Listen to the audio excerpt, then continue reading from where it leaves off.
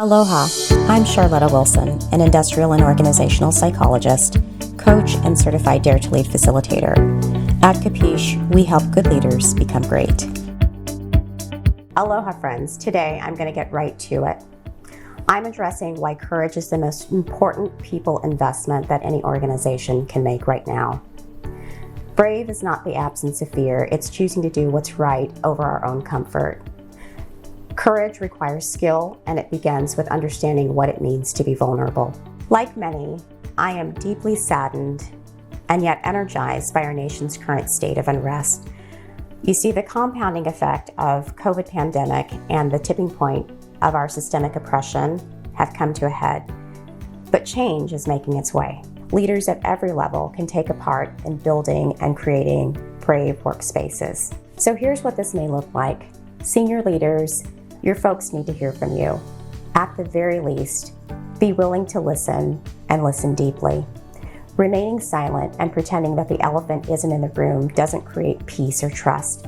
If anything, choosing neutrality and being silent sends an apathetic message much louder than words can say.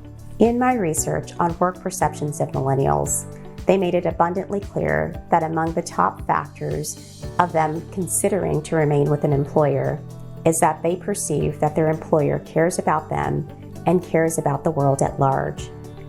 So what this means is that right now, taking time to listen and creating space for people to be seen and heard is the best form of social responsibility that you can possibly give.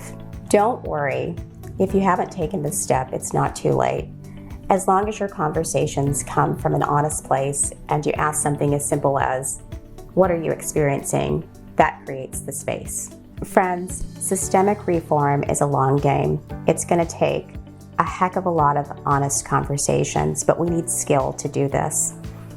The problem that I'm seeing is that a lot of leaders buy into truth over harmony, and in fact, that's a contradiction of integrity. We need to be able to speak up and have these honest conversations, but before we can ask others to be vulnerable, we need to model this first. So here are 3 things that I need you to do. Grab a pen and write this down. Start investing in brave work for your people. We need to go beyond just the book read and dropping some definitions. We need to dig deep and we need to do our own work. Number 2, listen and create space for people to be seen and heard.